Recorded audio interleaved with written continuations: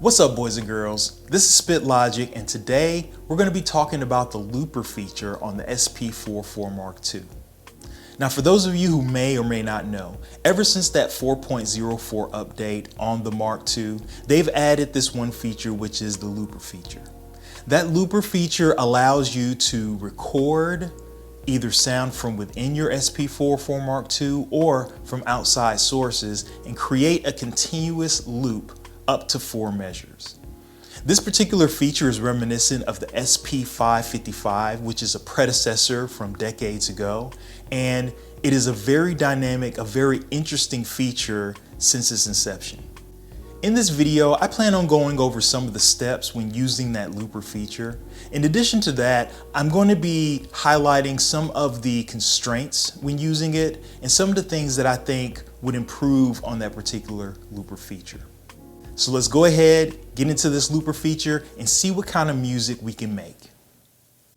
So first off, let's get into looper mode. Now, earlier in my assessment, specifically dealing with the SP-404 Mark II, there is a limitation in space and in certain applications. And my theory is that in order to create the looper function, what they had to do was use some of the other current features and kind of have that feature be a replacement due to the similarity between the two different features. The skip back feature, or the mark feature, if you don't know what that is, as you are playing around with the SP-404 Mark II, if you hit that mark button, it is always recording and always listening to you, so you can kind of go back and you can hear what you've been doing throughout the course as you're playing around with your SP-404 Mark II.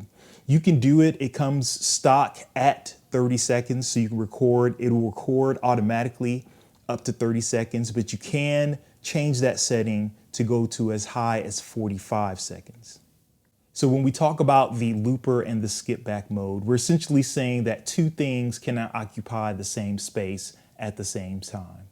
So what you're going to do is you're going to go down to and hold down your shift button and then press your enter knob, and it's going to ask you enable looper, skip back will be reset, and are you sure? So just turn that dial to OK, hit it, and you are now in the looper mode. When you hit that mark button now, you will see that you are here in the skip back feature. Now, if you look again, and as we go over the settings, you see that the highest that it can go up to is 16 seconds max.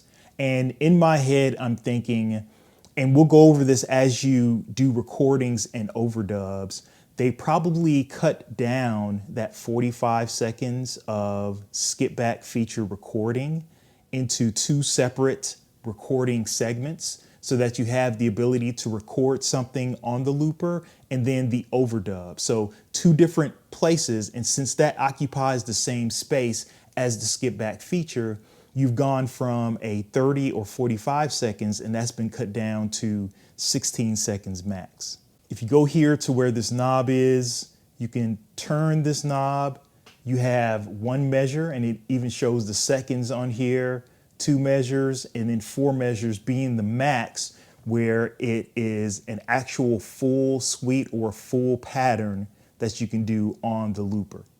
This second knob here, where you see the auto trig, it just turns the auto trig on and off. Auto trigger means that the recording is going to be triggered by the push of a pad or the first notes that come from an instrument or whatever sound, and that will trigger it if you have it on. If you have it off, the moment that you hit that record button, it's going to automatically record. So on this third knob, you have the BPMs, and you can use the third knob to change the BPMs. And if you notice, as I am changing the BPMs, and this is why that those seconds are very important here at the bottom, despite the measures. As you, of course, increase the BPMs, that's going to decrease the amount of seconds that it's going to take.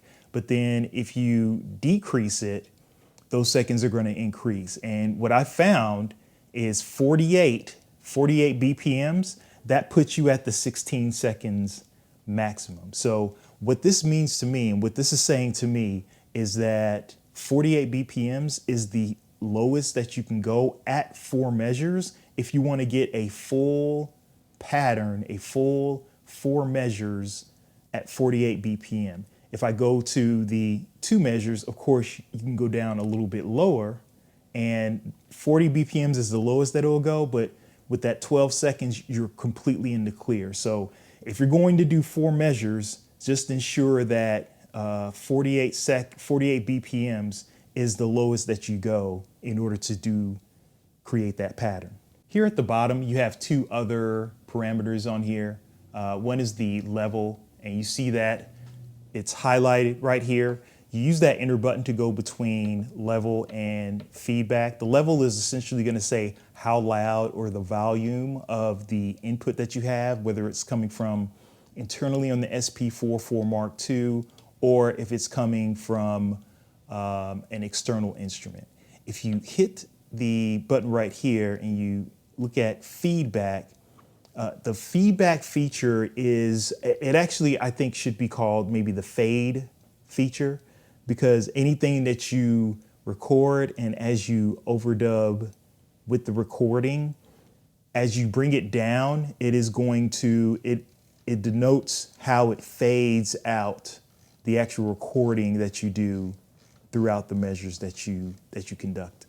There's another set of settings that you can utilize on your SP-404 MKII. You see right here, there's a little note, shift to other. So if I hold down the shift button, I have new parameters that I can do. And this one, the bus, very important, and we'll get into it as we start going into the actual dubbing part, but looper, bus 1, bus 2, and dry. Those are your settings that you have. Looper means that you will bypass bus 1 and bus 2. It'll still be affected by 3 and 4. Bus 1 and bus 2 means that this is bus 1 or bus 2 is where the effects begin to take effect on the things that you use, whether it's internally or externally. And then dry means that there are no effects. Not one of the bus will be affecting anything that you do on your SP-404 MKII. Now on the routing portion, similar to any sort of input, you can do a mix or external in. Mix, of course, will pick up what you do internally on your SP-404 MKII plus anything that you do externally, and external in only will pick up what is externally done despite what you do internally on your SP-404 MKII. The only thing that changes at the bottom menu, the bottom settings, is the metronome. Right here, you can just change the volume of the metronome, the highest being 5 and then 0, no sound at all. Additionally, if you don't want a metronome, it's the same as anything else that you've done on here. If you just hold that shift button and then you hold down pad 9, you can turn that metronome on or turn the metronome off. Now that we have an overview of what these different settings can be for your looper, we're going to go ahead and start creating something on the looper and how that can kind of integrate into your beat making. So for this, I'm going to put my bus at looper. I'm going to go external in only, and let's keep the BPMs at 90 BPM. Of course, you see I have the lovely Korg, micro Korg right here. More videos for that coming up, but I will be using just a few of the instruments that I've made since I've gotten the micro Korg to create a melody.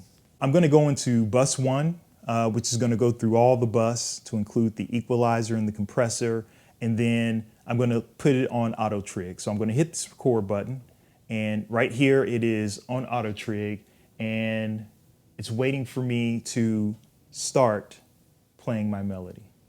So here we go.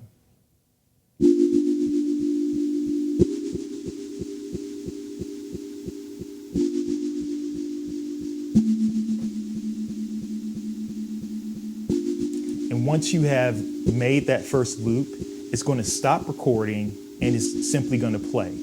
Now, the record button has now become the play pause button as long as you have something recorded inside of the looper. But if you notice, while it's recording, while that's lit up, this button has gone blank. If I take it off, you see that delete button lights back up. Hitting that delete button is going to erase everything in the looper, every single thing that you've done, no matter how many overdubs you've done. So I'm going to hit that button, and you see how it says stop because it's showing the state of the actual audio that is in your looper. Once I hit delete, it's going to say empty. And if you have your metronome on, your metronome is going to start waiting for you to put something into the looper. Now, during this part, what I typically end up doing, if I'm going to go with another instrument, what I'll typically end up doing is I will, press that second instrument, and I'll just kind of play around.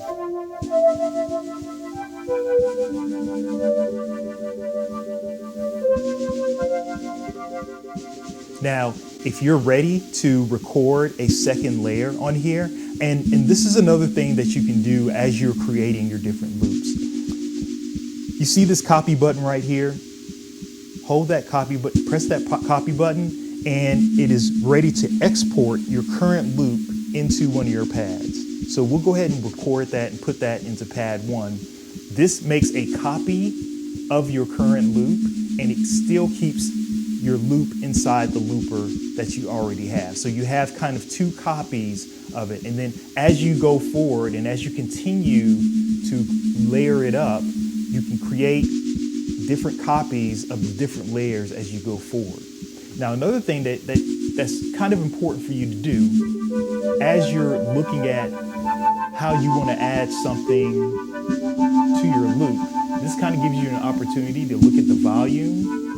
Look at the level of volume that you have where you're kind of mixing in real time with this looper, because as you'll see, you don't have a lot of chances to make a lot of mistakes when you're dealing with the looper. So if I'm ready to do an overdub over the current loop that I have, I'll just hit this resample button and it's waiting for me to do something, right? So I'll just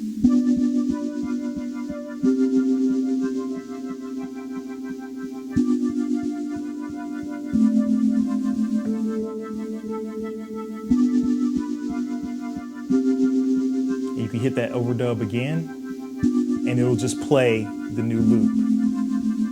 And what I end up doing a lot of times, as I'm creating new layers and adding new things to the loop, I just hit that copy button and just add it. So let's add another layer to it. Let's go ahead and add some bass to it.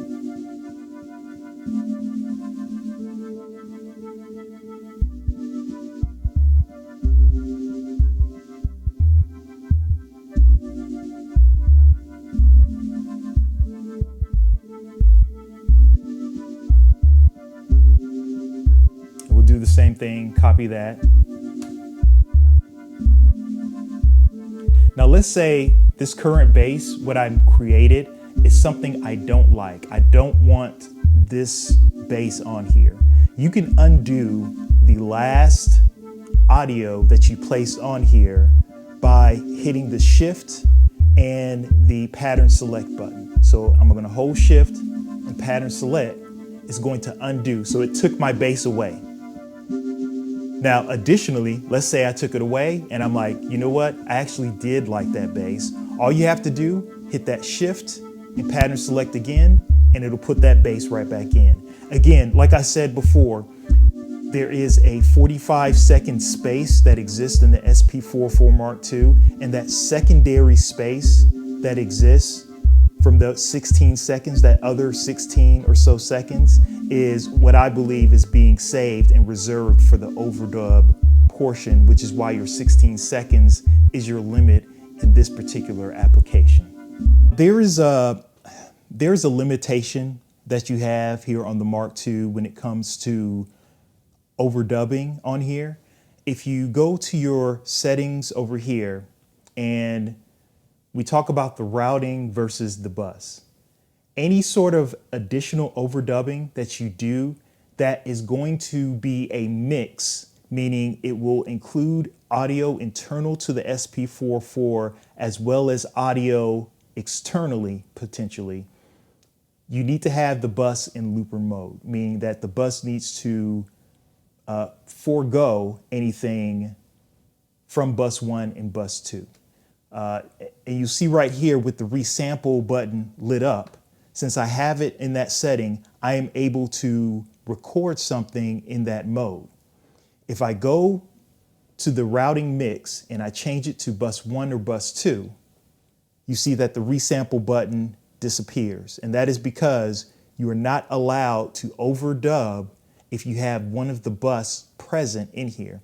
I think this kind of goes back to when they first had this looper feature placed in. A lot of people were getting these weird continuous recordings and weird feedbacks that would happen from the looper mode.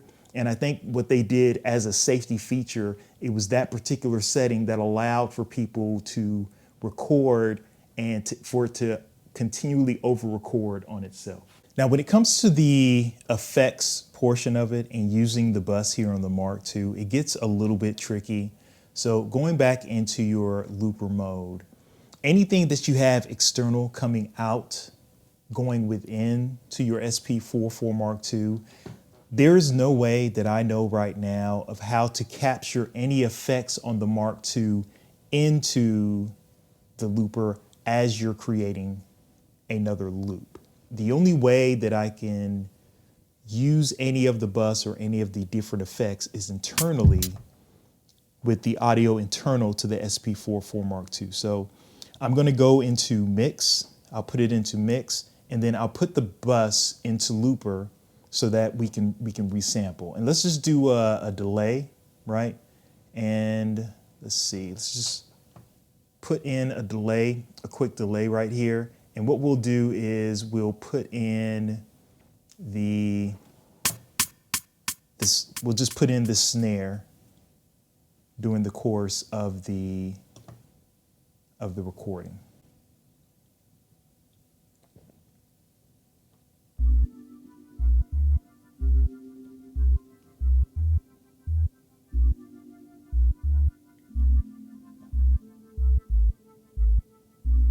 And you see, of course, with the looper, you don't hear the delay on everything else.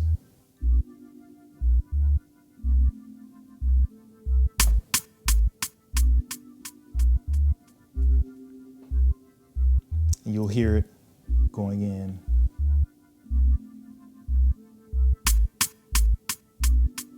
And of course, you see it not being affected by here.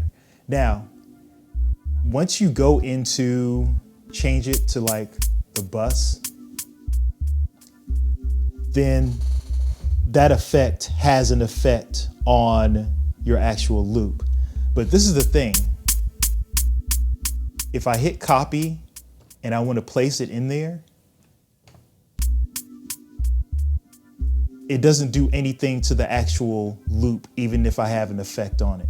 So let's say I want to create a second pattern. Let's say I want to create another pattern different from the current melody that we just created.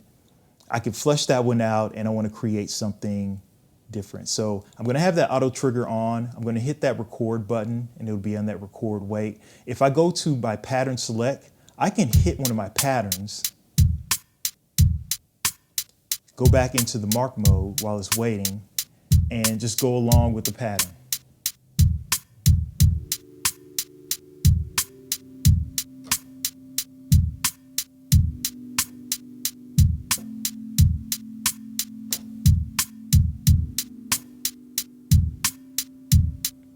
And there I have another pattern that is working in conjunction. And even when I stop it, you hear it only picked up the melody from here, from externally, because I have it as external in only.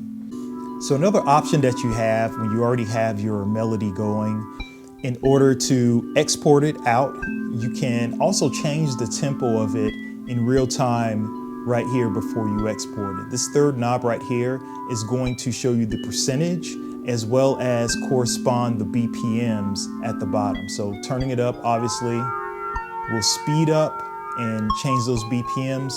Bringing it down, of course, is going to slow down those BPMs as well. And you know, if you're like me that likes to manipulate things around the same BPMs, you can bring it exactly to half the BPMs and still have a complete melody. And as you can see right here, it's kind of hard to get to that 50 right there. What you can do is you hold down the shift, and that will fine tune that percentage to get you up to that exact number, or at least close enough, as close as you can, because it's going by the percentage, not necessarily by the BPM. And then you just hit copy like anything else, and it will save it at that exact speed. So you have it right there at that speed. So what you end up with right now is kind of a series of different paths, different patterns that you can utilize, and then you can add those to your actual pattern. You know, releasing the gate on here. And then, you know, even if you want to chop these particular patterns that you've already made, you have that option to do that, and then could just kind of rearrange the melody. But, you know, just as it is, as these things are, you know, I can just add them to my current pattern right now, right? And I'll just put that at 100% so that when I record, it'll go directly into it. As you can see, that looper feature on the SP-404 Mark II is pretty dynamic. It gives you a lot of different options when dealing with sound and manipulating sound, and can really greatly enhance your music production. I think when compared to some of the shortfalls that the looper feature has, I don't think that it's very much of a hindrance. I do think that it's more of an enhancer, and something that once you get the hang of all of the nooks and crannies that are found within it, you can make some really nice loops, some really nice sound beds, and eventually make some really awesome music. But I'd be curious to know, how do you use the SP-404 Mark II when it comes to making beats? Are you primarily taking audio from outside and putting it into the Mark II? Or are you using the audio that you already have saved on your SP-404 Mark II in order to make those loops? Have you dealt with any shortfalls in dealing with the looper? And if so, what are those shortfalls if I haven't addressed them in this particular video? Finally, are there any things that you would change about the current state of how that looper operates? Anything that you think needs to be improved or expanded on it? As always, I thank you for the view, and I thank you for the listen. And until next time, peace.